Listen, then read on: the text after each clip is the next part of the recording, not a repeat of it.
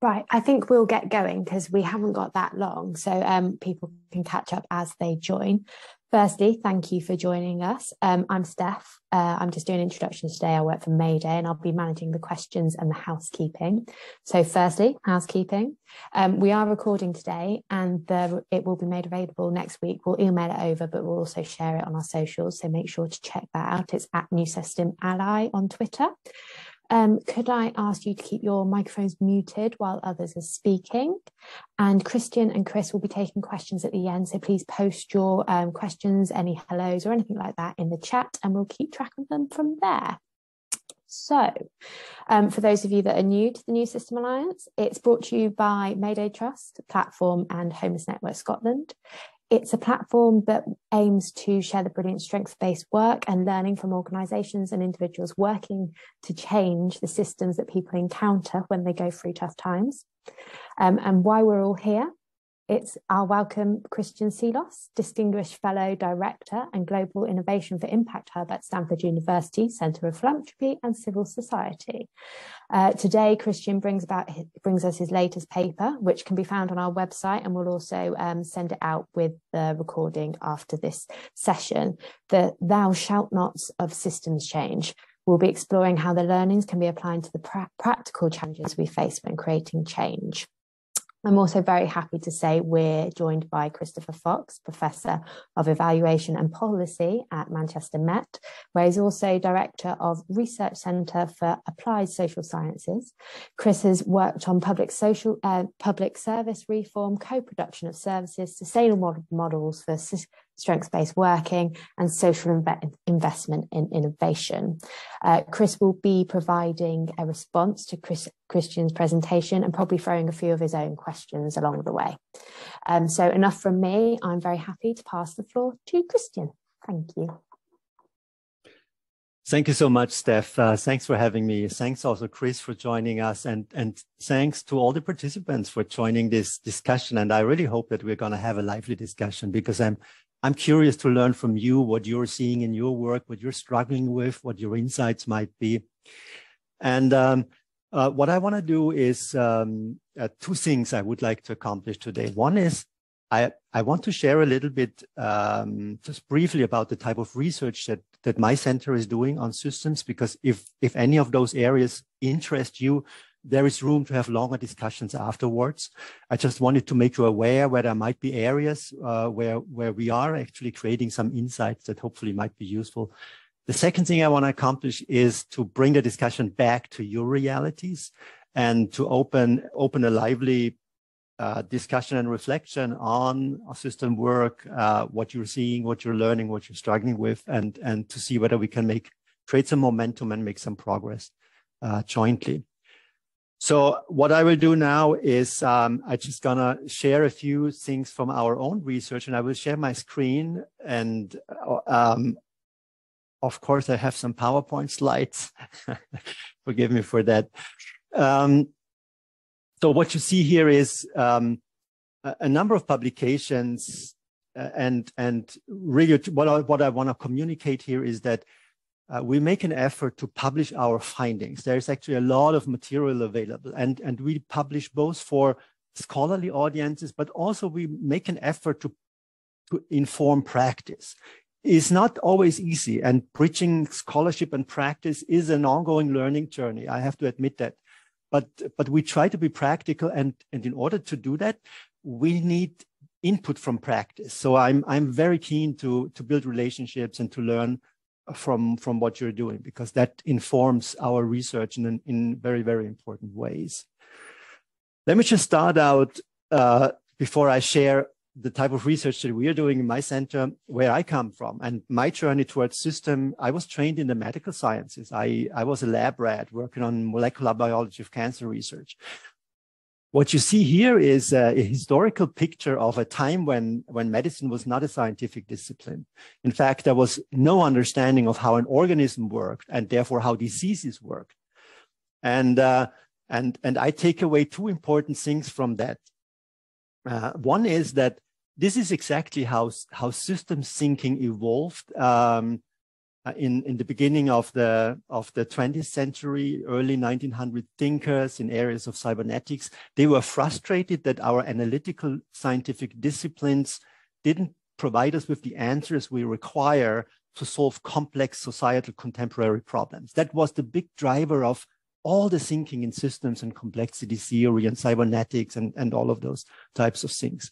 And as medicine has evolved and got better by our improved understanding of how all these parts hang together in an organism and therefore how we can intervene potentially, I think it's the same aspiration that many of the thinkers had for the last 100 years, trying to accumulate knowledge in areas of system thinking and complexity theory.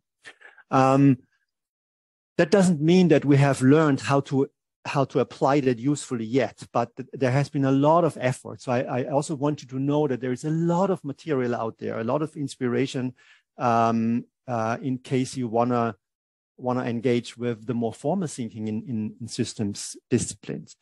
The other thing I want to take away is that the lack of knowledge about how an organism works and how diseases really work didn't stop the practitioners from acting. In fact, it seems to be a human tendency that we kind of prefer acting rather than reflecting and learning and thinking. There's a pattern that the people that are being promoted in organizations are the doers and the actors, the ones that have solutions and ideas all the time, not the thinkers and the reflectors, and the ones who say, hang on, wait a moment, shouldn't we do our homework? Shouldn't we think about this a little bit more carefully?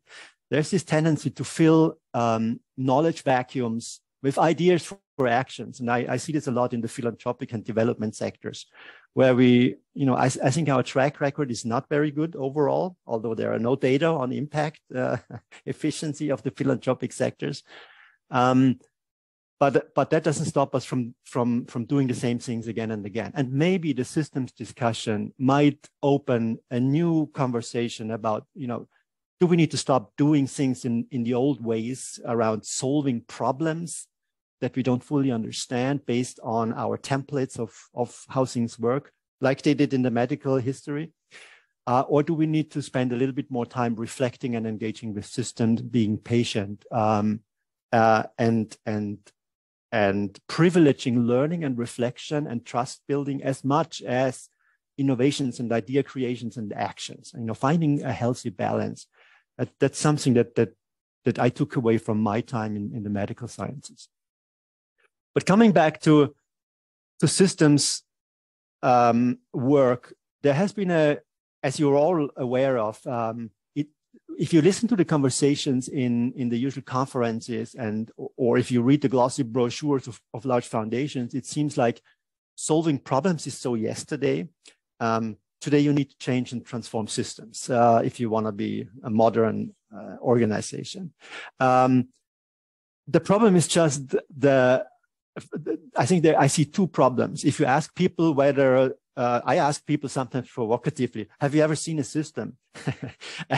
And there are all kinds of answers to that. So people are not clear of what they are actually referring to when they use the term system, but it has something to do with complexity and holism, and that kind of raises the other type of question. How do we act?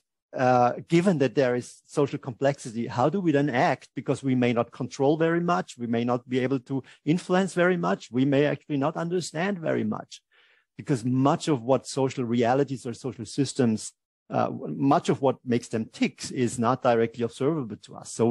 So it really challenges us to spend much more time in understanding and trust building and relationship building. And that may not be so compatible with our idea of trying to generate and report impact in 6 months or 12 months cycles. But we'll discuss that at the end, what the barriers might be to that type of work.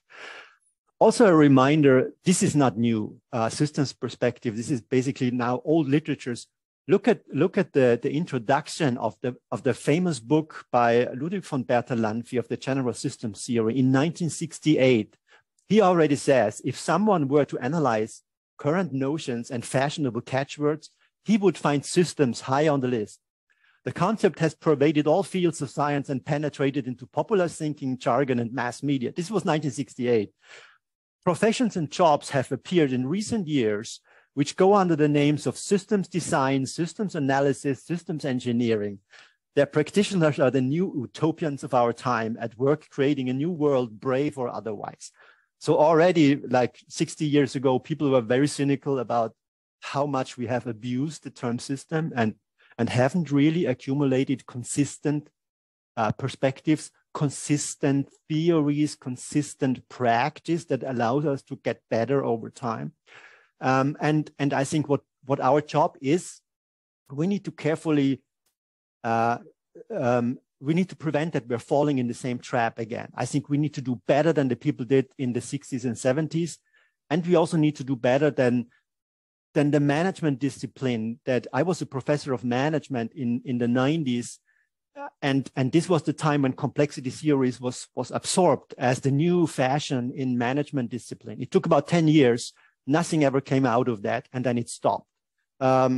So if anything, our new focus on systems might be a third wave or something like that. And I think we need to learn from why systems perspectives have failed in the past and figure out how to do better. I think that should be part of all of our jobs. And we need to jointly learn how we can make system perspectives useful, because they are not useful per se. They are not inherently useful. This is a recent example of what systems perspectives have become: complex maps of reality. And I don't want to spend too much time on that, but I just find it so funny. There was this idea that systems perspectives are important also in the US military around 2009 when they engaged with the Afghanistan conflict. And they said, we need to have a holistic understanding of that conflict so that we can start a really holistic counterinsurgency campaign. And they hired a consultancy to create a system model of the conflict in Afghanistan. And when the consultancy presented it, General Stanley McChrystal famously said, when we understand that slide, we will have won the war. And it's just a reminder that, we should not fall into the traps or reduce systems thinking to kind of another toolbox that kind of creates success more quickly or makes us more effective. If anything, system perspective should be a reminder that we need to slow down a little bit, that we need to think a little bit more, that we need to spend much more time engaging with systems, building relationships, helping systems discover pathways of change rather than treating systems and all of that. So it's really just a pushback from my side out of frustration of having studied now the last 100 years of system ideas. I just spent a year to review much of that literature, and it's not very helpful. We have to make it helpful. So I just want to share a few frameworks and ideas from my own research. And I think I have about 5 minutes left, and then I really just want to stop. One of the things that I've learned is useful is to have a framework that allows me to look at social complexity or social systems in a more systemic manner. And one of the frameworks we've developed is the system architecture, and I'm not going to go into the details because it's all published and we can have a longer conversation about it, but it separates between 3 ways of looking at systems. One is the causal layer of social realities. It's kind of the decisions that people make that have consequences for others, right? Whether in the economic space, do we invest money into effective infrastructure, or do we invest money in corruption and bad policies? On the cognitive side, do we invest in education and training or not? On the normative side, do we uphold norms that prevent women from engaging with work, for example, as there is the case? Or do we have normative arguments about the poor and the homeless to say, it's their own fault? It's this culture of poverty argument. They are the victims of their own misery. They are not deserving of our help and our service. They need to be fixed and treated. It's all of those causal mechanisms that have consequences and create situations of whether there is infrastructure or not, whether there are schools or whether there are jobs or whether there are homeless people or not. This is the objective part. It's the second layer. The first one is the deeper causal layer that we need to understand. How do systems tick? The second thing is that what keeps us grounded is the objective situation space. There are facts. There are so many homeless people. There are so many poor people. Either there is infrastructure, there is not. These things can be established. They keep us grounded because we're dealing with a lot of fussy things around whether something is a problem or not, and whether we really understand the causes. This is very, very fussy, but the situation space keeps us grounded in something to stand on. And the third dimension is the way we interpret situations as being a problem or not, because the same situation might constitute an important problem for one person, but might be not a problem at all for another privileged person that actually may benefit from that situation.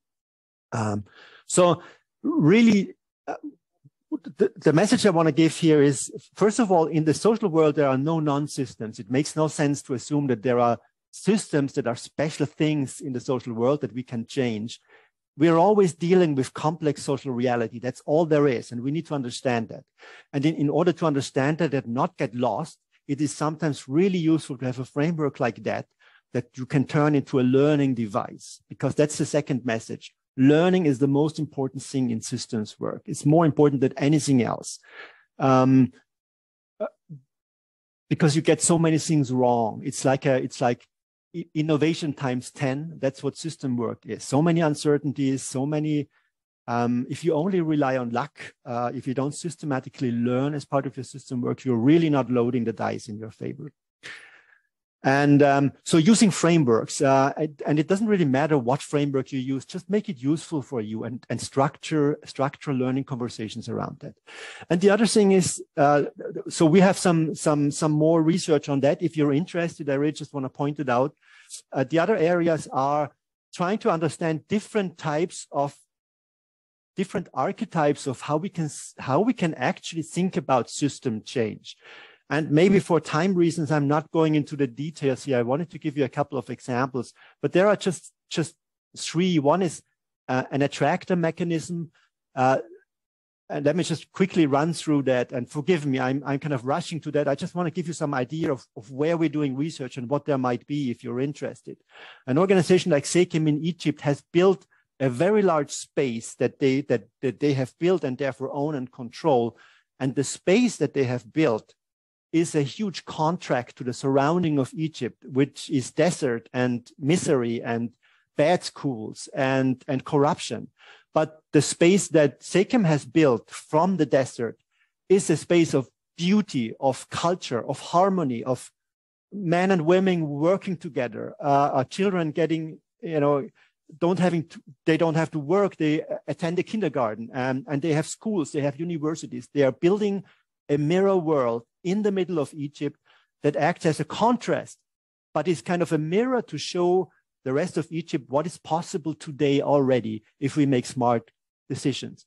So they don't change Egypt, but they built a system to attract the larger system of Egypt, because politicians are very proud of SECEM.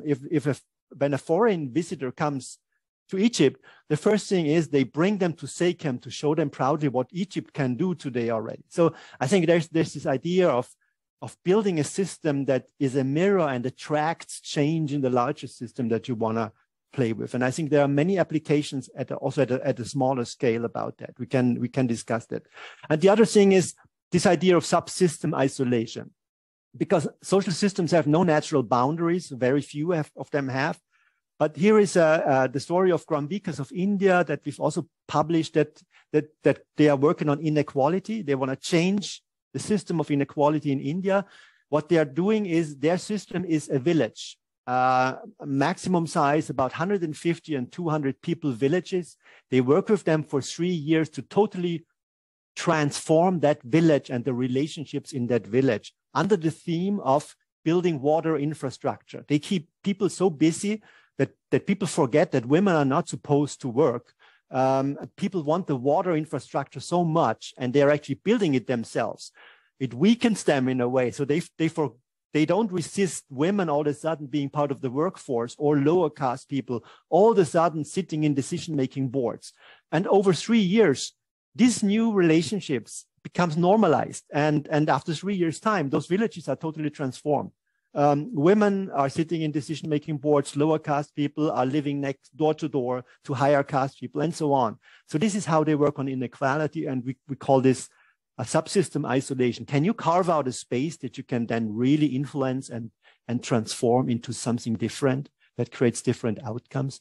So there is some research on that. Again, sorry for rushing into those two things.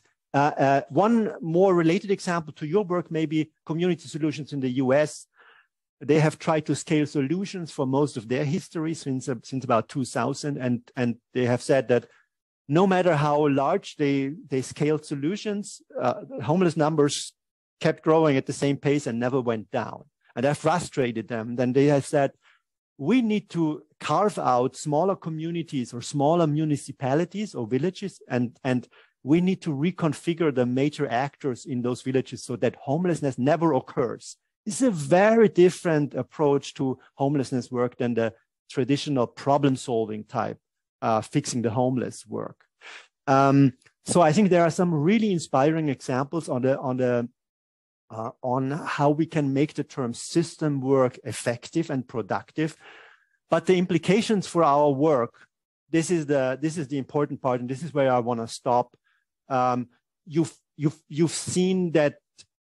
Actually, that's too much. We cannot look at that right now. But I hope some of you have had time to reflect a little bit on the conversation we've had with many funders and implementers around the challenges to system work. And here are 4 categories of hurdles that most of them experienced in their own organizations that made system work really, really hard to enact in reality and make it effective.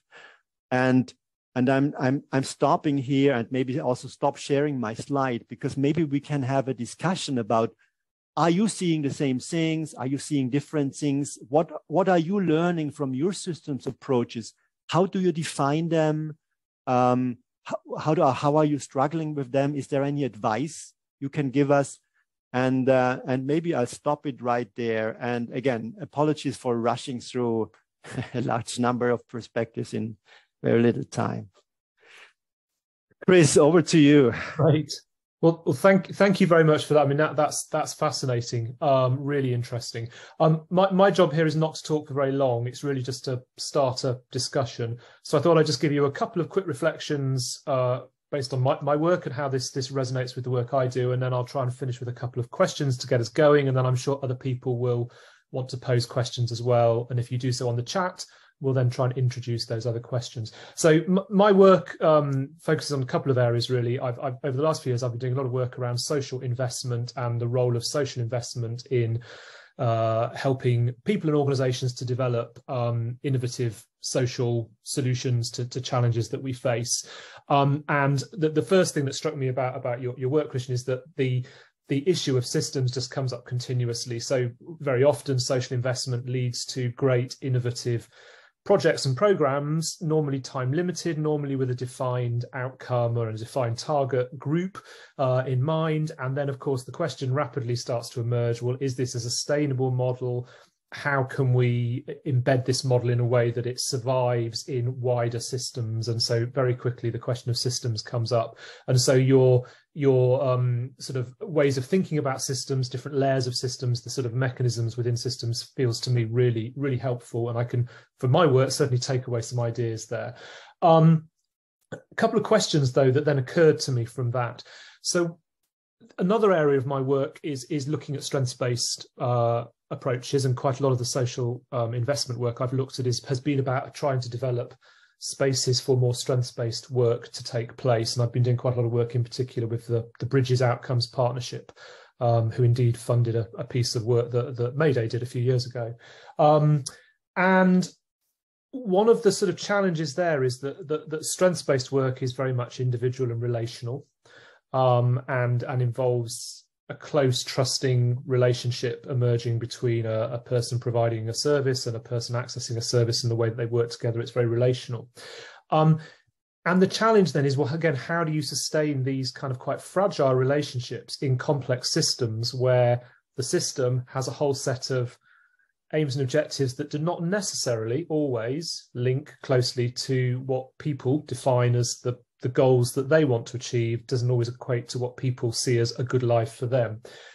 In my work, I've tended to focus quite a lot on individual characteristics of the people accessing these services and then the people delivering these services, and look quite a lot at whether there are certain characteristics, particularly for frontline staff delivering services, that relate to effective work in this area. And so things like an innovative mindset, being more self-efficacious, a high level of reflective practice, those kind of characteristics seem to me to closely relate to the ability to deliver strengths-based work.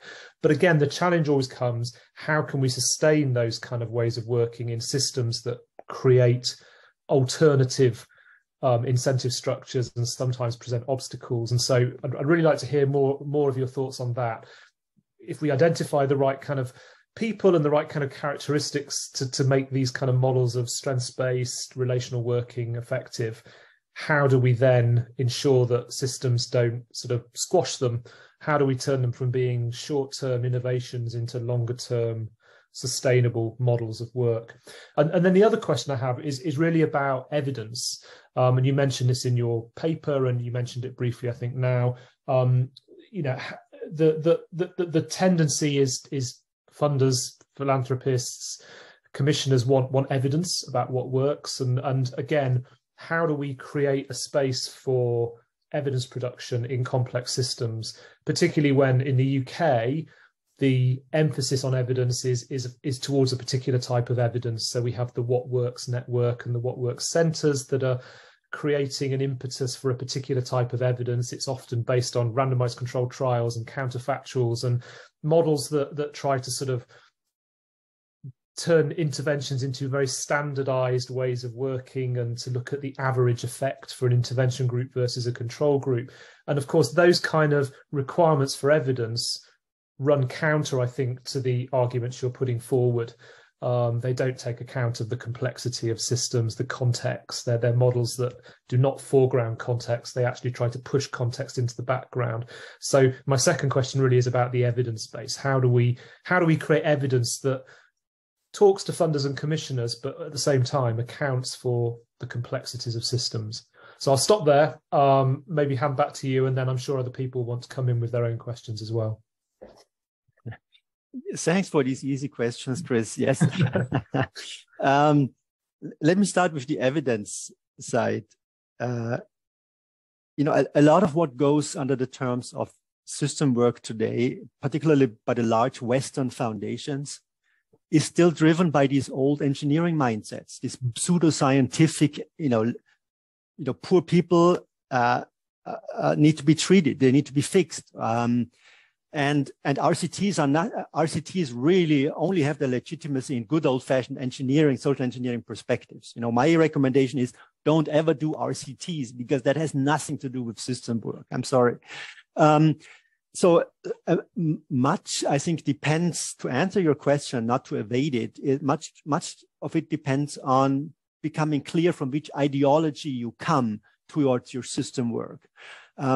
All of those US-based Western foundations, when they adopt the term system change, they still work from their programmatic theory of change, strategy, plan perspectives, and their expectations that they are the causes of change, so they are the change agents, and therefore they need to account for the impact to let their board know that they have used their money effectively. This is good old-fashioned social engineering, has nothing to do with system change work. This is why we have this contrast in the paper between the old engineering way and what I consider as being really effective system work. So from the engineering perspective, the evidence is clear. You need to find the hard data that prove that you are the cause of the change and that the change is good, right? Whether the people actually like that change or not, that's of no concern, as long as you can prove that there is a change that you consider as good. In what I consider effective system change, I think the real challenge is that we need to trust the system to create its own change. First of all, we also need to trust and allow the system to define priority areas for the change, but also define mechanisms of how change should be enacted, and also to define success criteria by which any change that emerges is being evaluated. It's a constant joint learning and reflection process. It has very little to do with concrete numbers. It has much more to do with in having trust in the system, in the community that you're trying to affect, to define, or even if you want to treat individuals as a system, which is hard, but even also trusting them to learn to define their own success criteria and trust them that this is meaningful. It also means that we as organizations need to take a step back. We are much less important than we think we are. Our resources are much less valuable, particularly monetary resources, much less valuable than we think they are. Our knowledge is much less appropriate than we think it is. And we have become much more, steering agents, coaches, supporters than the experts that come in with technology and money and plans and fix the poor people's problems. That's an attitude issue. As long as we do not change that attitude, we are stuck with the good old question about evidence and data, and particularly quantitative data. And I think it's a real hurdle to systems change work. So you're putting your finger where it hurts. On the other part of how to sustain it, again, much of system work is much more arts than science. We just may not have the good theoretical perspectives. I can show you what I see in the organizations that I've studied. First of all, the recognition that you are not part of the system that you're trying to change is an important one, which means that you need to earn yourself into the system somehow. So the question is always, what is your channel into the system? How can you enter a system effectively? Not with grandiose promises or with lots of constraints and plans, but how can you enter a system so that you build trust and relationships? And what I've learned from the organizations that I've studied, they make a lot of investments in the early phases of their engagement into creating structure and benefits, lots of benefits. The organization that I briefly mentioned, SECAM, when they started out in Egypt, in order to engage the neighboring communities, but also the military and others, they started by investing in infrastructure, building roads, building houses, building electricity, drilling for water. This had nothing to do with their mission. They did these things to create benefits and goodwill and engage with the systems. This is how you get started. They also provided structures, built organizations, structuring people into work processes and so on. So this combination of investing heavily in benefits and structures in the beginning, I think, is a generally really good advice. And you loosen up over time as people's self-confidence grows, as people become stronger and more self-sufficient. There is much more degrees of freedoms for themselves to define their own structures and create their own benefits. But kind of this heavily investment in the beginning, carefully thinking about that. And the other thing that I've learned is that the benefits you create need to be benefits from the eyes of the person or the community or the system that you treat, not what you consider as a benefit. So they need to cater some fundamental priority or need that this person or this community have. And it may be totally unrelated to what you want to really do or why you do the work. You just need to find something to build goodwill and trust. That's the most important thing. Of course, this is not really compatible with theory of change and strategic and plan perspectives, right? Because it's actually a deviation from what you intend to do. But making these investments and being serious about them, knowing that this does not create the type of impact or change that you're looking for, but it's really just lots of investments in the beginning in relationship building, and through those relations, figuring out how the system really ticks, because much of the system is unobservable. You need to tell the people in the system to share with you what's really going on, right? And this is why investing in benefits is so crucially important. And so not just benefits, also structure. Creating momentum, keeping people engaged, thinking about all of those things, because people tend to kind of disbelieve, not trust, to become cynical and to give up. We need to prevent that from happening. So this is also very, very important. Great. This is probably a good point to bring in some questions from other people. So if anybody would like to ask a question, if you can maybe raise your electronic hand or put something in the chat, or even just wave an arm. There's that many people, so you probably see most people. Anybody else have any questions they'd like to ask or observations they'd like to make?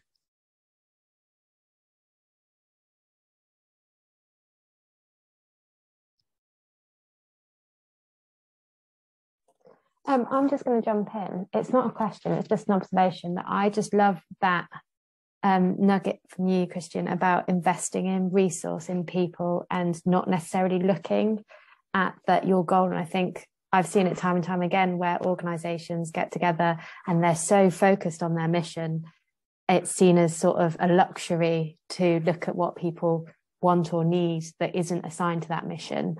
So I'd just be really excited to explore that, and sort of it feels like a whimsical world where we'd sit down and be like, what can we do to make people's lives better? But that isn't doing to people, but just providing resources. It's just such a simple thing, but mind-blowing. But I'll shut up now, but thank you. I think Nathan, you've got your hand up. Would you like to come in? Thank you, Chris, and hi everybody. So I'm currently working with a large organisation, and I'm just picking up on I've loved all of this so far, to be honest. It's really relevant to my work, and Christian was just, one of the things he spoke about was how monitoring and data-based evidence and how that puts a hurdle in the way of system change, and I think I am experiencing that at the moment, and I've never really thought of it like that, but what I guess I need is some way of trying to put that back to the organisation I work with and saying this is actually causing more of a barrier, and that's what I'm not sure how to do. I'm not really sure if that's a question, but it's just something that it's made me think about how to do that in the future. I hope that makes sense. Can I quickly say something to that? And you know, thanks to both of you, but Nathan, your question is a tricky one, because I get that question all the time. You know, I get it. We would need to change things in our organizations, but how can I do that? You know, what could be could I be a change agent in my organization? And the answer is you have to, because you really only have two options. You either change the organization so that it becomes more effective and starts doing the type of work that you think is the right thing and the effective way to do, or you need to leave. Don't get stuck in a miserable situation where you don't like what you're doing, but you also see no way to change that. That drives you crazy, and it doesn't use your potential very effective. So try to become a change agent in your organization. How do you do that? You treat your organization like a system. You invest in relationship building with your colleagues. You hear what others are thinking about the same topics. You see whether there might be momentum for others to join you in your cause. You're building up power. And we underestimate the power that a collective of employees has in organization. They can be very, very powerful. Don't underestimate that, but don't do it alone. Treat this as a system change work. Create goodwill with others so that they share their frustrations with you, but provide structure, that this doesn't become complaint work. It needs to be constructive work. Constructive criticism is okay. Complaining criticism is useless. So find ways of doing that change work, and don't do it alone, and fingers crossed. Great. Does that help, Nathan? Yes, thank you so much. It's really got me thinking, and already starting to think about who else I could be involved in that. So brilliant, thank you. Great. Jackie, you've got your hand up. Yeah, thank you. So it's a bit of a follow-on, really, but I think it's not just about creating and finding the allies in your organization, but outside it as well. So if I give an example, so I work for a housing provider, and we were providing the emergency accommodation, which was your typical hostel with 40 bedrooms and not somewhere anyone ever want to be honest, but that was what people were referred to. Through this work, we kind of got to know very well somebody from the council homelessness services. And initially we really disliked each other, but we discovered that we were allies because we both wanted to do things differently.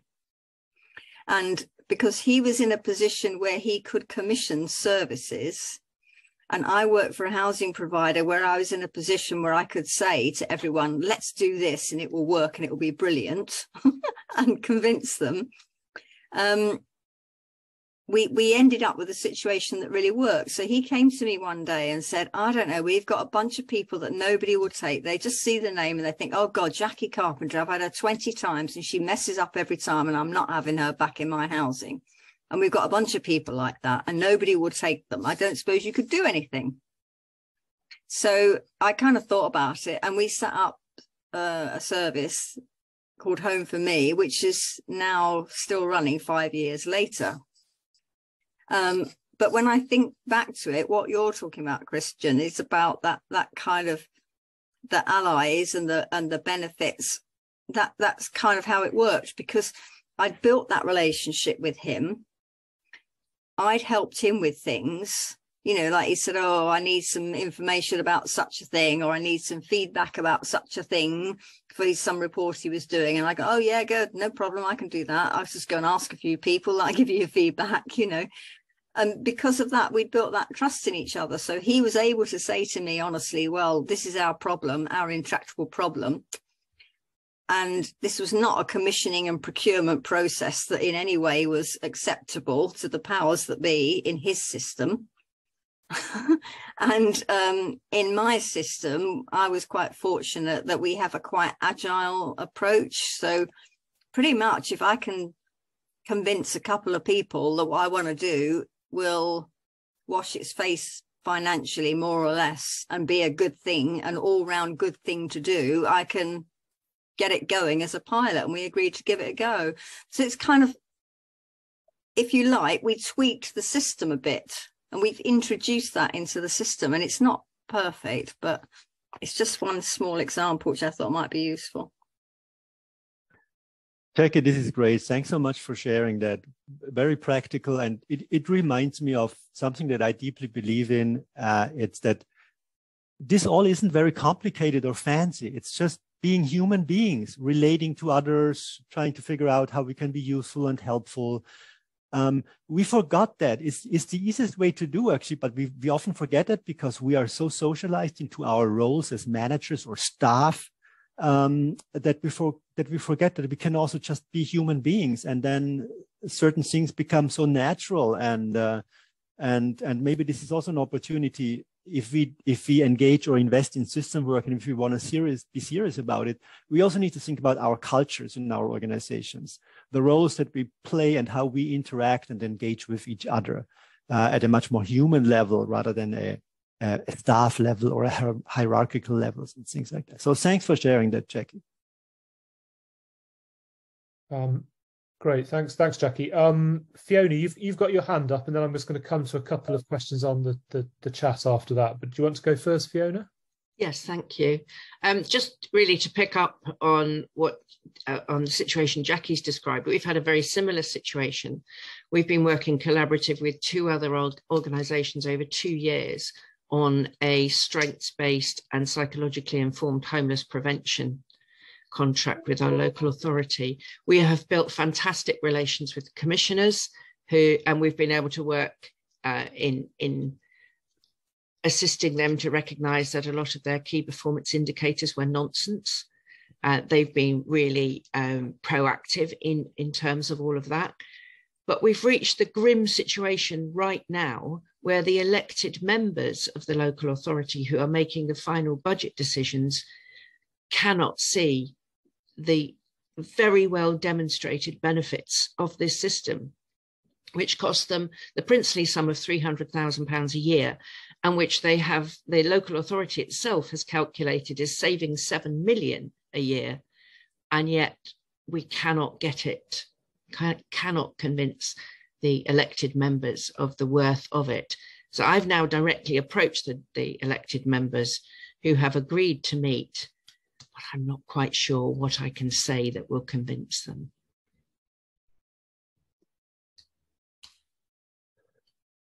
Did you want to come back on that, Christian? Because I'm also noticing in the chat, Penny, I think, is making a similar kind of point. So working for a small charity, and again, having this issue, I think, of having an innovative model that embraces the complexity of what's happening in the system, but then struggling to communicate the value of that to commissioners and to funders, and to sort of make sense of that to a wider group of people. And I guess in the UK context in particular, commissioners do hold a lot of power, and you know, it's great when someone like Jackie's able to sort of make that link with a commissioner and create something different. But of course, that's not always easy to do. So how do you sort of overcome some of those challenges?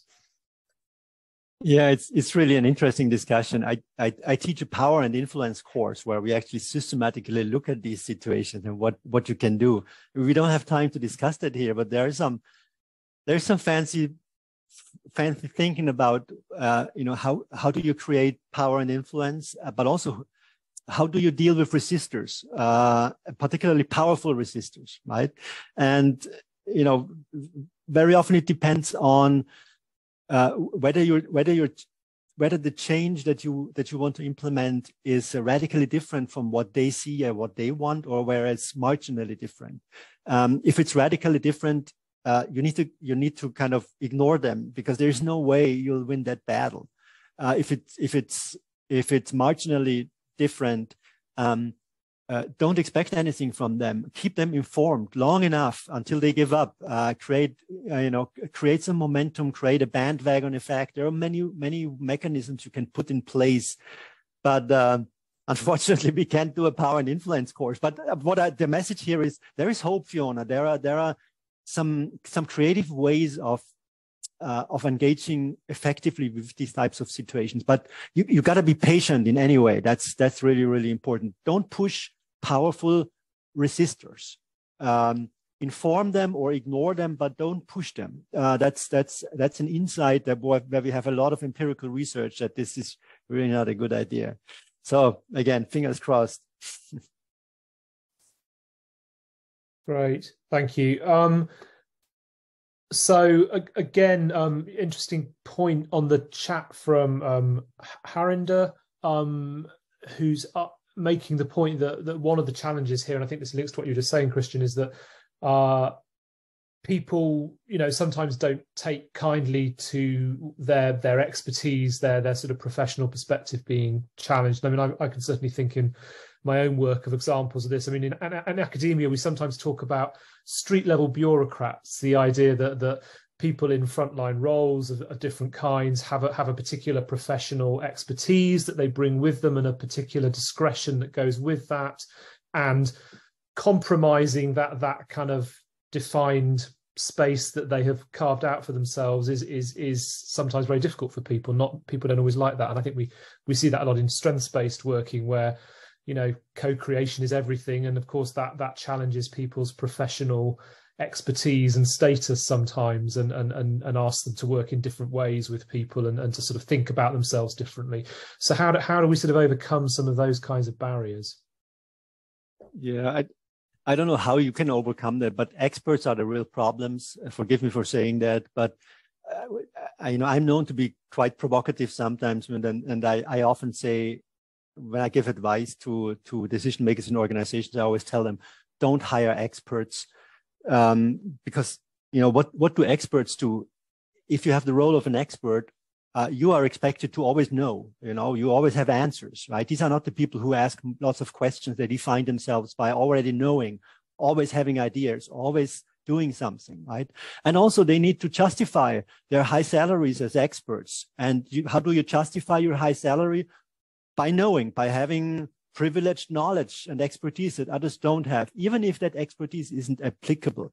But I think it's not very useful in systems work, because systems don't rely on expertise so much. They rely on relationship building, on trust building, on learning, on being open. It depends on forgetting everything you know and learning from scratch. This is not where experts are particularly good at. So experts are really useful in well-defined situations for very well-defined technical problems in the health sector or in engineering or in others. But in the type of social work that we're doing, I mean, don't tell anyone, but stay away from experts unless you have some very explicit reason why that might be helpful. But hire people who, the thing that you cannot buy on the market is passion and commitment. The best change makers, the best people working with communities are the ones who are, for some reason, really care about them and their suffering. And you cannot pay people to be passionate and care. But you've got to find the people who care for some reason. They will get good eventually. They will build up relevant expertise over time. But first of all, they care and they are willing to learn and willing to get better at what they're doing. And I think this is the best thing that can happen in your organization, having a caring, passionate organization and not an expert organization. That's also why I usually say stay away from consultancies. That's another topic. Great, thanks. Interesting comments on the chat about the power of stories, and I think that again links possibly to points in the article that was circulated that you wrote, Christian, where you talked about the need for different kinds of evidence and sort of the understanding of a vision-oriented approach. And I suppose stories are sometimes quite a good way of communicating some of those different ways of thinking about what we want to achieve.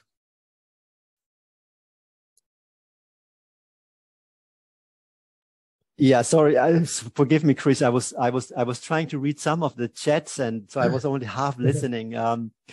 So I didn't fully get your stories idea. Stories, yeah. It just seemed to me that some people have found, I think they've had some success with the use of stories as a means of breaking through some of the boundaries and sort of reaching different parts of the system. I got the sense that some people have found stories quite helpful in that process. Yes and no. It really, I think what the trick here is to have a repertoire of mechanisms that you can play around with, where stories is one, and there's a whole repertoire of things, how you engage with others. There is theater, there are discussion groups. There's so many mechanisms that we can, and I think it's really useful to build your toolbox, but then become really good at reading a situation. What is the best tool in my box given the situation that I'm confronted with? Rather than saying that stories are always good or stories are usually good. No, nothing is always good and nothing is usually good. Being effective means that you have a broad repertoire of ways of beings and doings, and then have a really developed over time a good sensitivity of reading context and reading people and understanding of what might just work in this type of context. And again, this is the art of being a change agent in systems work. It's nothing that you learn at university or in any workshop or in any course. That's your life learning outcome. So, yeah. Great. We've probably just got time for one more quick question. Jackie, you've got your hand up. Did you want to come in with a quick final question, and then I'll hand back to Steph to wrap up? No, I was just going to say, I think we use stories plus stats. So that's when we're trying to convince commissioners. So that's the head and the heart. And they need both, in my experience. Then we use those to build the trust and to build the momentum, because then they think, oh, Daventure did that wonderful thing with so-and-so. He was sleeping in a tent and now he isn't. And that's what they remember. And then that's kind of our way of, like you're saying, of building the trust. And when you're talking about the benefits, the other thing is we try and couch the benefits in what matters to the commissioner or the system person we're talking to. So we had a health project, and the only thing they wanted us to do was reduce urgent care use. Now, anyone who worked with us, They never knew what our aim was and what we were funded for. All they knew was they had a person to be alongside them and help their life work better. You know, and if they needed housing, they got housing. If they needed a package of something around social care, we got that, you know. So it's just about kind of presenting the benefits in the way that works best. So the people who are in hospital who we were wanted to work with us, we said, we can help you make your life better. Whatever you need to make life right for you, we can do that. And the commissioners, we just talked exclusively about prevention data and, you know, prevention of urgent care, unplanned urgent care use. So I think that it's a simple thing, but it's a really useful one. Jackie, this is great. Allow me to add another tool from the toolbox of power and influence. You may not necessarily be the best person to convince a commissioner. He may actually not listen to your arguments, no matter how many brains and hearts you bring together. That doesn't make the situation hopeless, because most of the time you don't try to convince people directly. You're trying to convince someone that the commissioner respects and listens to, right? So it's not you trying to change the thinking of the commissioner. It's you finding your champion that for some reason has a social trusted relationship with the commissioner, and make other people your allies that then do the work of the convincing. That's most of the time much more powerful than you trying to figure out how to convince the commissioner. You know, find the person that the commissioner listens to, and maybe you can just convince that person. So just to add to your toolbox. Great. Well, thank you ever so much, Christian. That's been really, really inspiring and fascinating. I'm just going to hand back now to Steph to wrap things up. But thank you ever so much. Brilliant. Yeah, and I second that. Thank you, both of you, Chris and Christian. I've got so many takeaways. It's brilliant. And thank you to everyone who came today. We will distribute the recording, Christian's slides. Christian, if you could send those, that'd be great. And Christian's paper. Chris, anything you want to share? But yeah, just a massive thank you. The chat's been brilliant. This is the last Conversations at Challenge of the year. However, we are looking for ideas for the year going forward. What do you want to see? What do you want to do? Do you want to do your own event? Anything? Our ears are always open. So do get in touch if you have any ideas you want to share. But yeah, thank you. And I hope you all have a wonderful rest of the day. Thank you very much. Say goodbye. Thank you. Thanks, everyone. It was a pleasure.